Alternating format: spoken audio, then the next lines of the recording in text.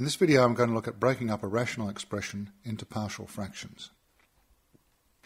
The example we're going to look at is x plus 4 over x squared plus x minus 2. Now we want to express that as partial fractions, so the first thing we've got to do is factorise the denominator. Now factorising the denominator, we get our expression equal to x plus 4 over x minus 1 times x plus 2. That's just a straightforward binomial factorisation, and you can see some of the other videos on how to go about doing that. Having expressed it over its factorised denominator, we now need to break that up into the two partial fractions. So I'm going to write it as a over x plus 1 and b over x plus 2. So these are equivalent statements. X plus 4 over x minus 1 times x plus 2 equals a over x plus 1 plus b over x plus 2. We need to think to ourselves now that we are going to multiply both sides by the common denominator. And the common denominator in this case is x minus 1 times x plus 2.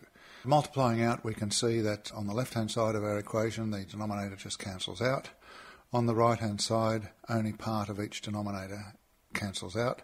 So we're left with x plus 4 equals a outside of x plus 2 plus b outside of x take 1. Now here's the tricky step in partial fractions. If we look at the expression on the right-hand side, we can choose suitable values of x to make each of the bracketed items equal to 0. For example, if I take an x value of x equals negative 2, then we can substitute that in the equation. We get negative 2 plus 4 on the left-hand side, and on the right-hand side of the equation we get a times 0, because negative 2 plus 2 inside the brackets equals 0, so the term with the a drops out. And keeping on with our substitution, we get b outside of negative 2 minus 1. Now that of course allows us to solve for b.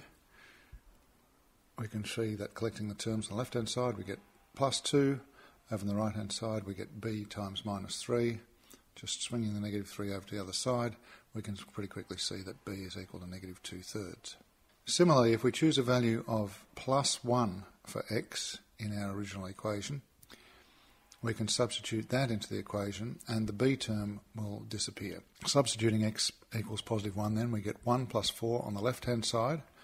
On the right hand side we get a outside of 1 plus 2 plus b times 0, and a quick rearrangement of the equation will get a value for a equal to 3/5. So our partial fraction then can be written as x plus 4 over x squared plus x minus 2 equals 3/5 over x plus 1, substituting back for a, minus 2/3 over x plus 2, substituting back for b. And just tidying that up a little neater, we can see that we get x plus 4 over x squared plus x minus 2 equal to 3 over 5 outside of x minus 1, minus 2 over 3 outside of x plus 2. And that's our original expression expressed as two partial fractions.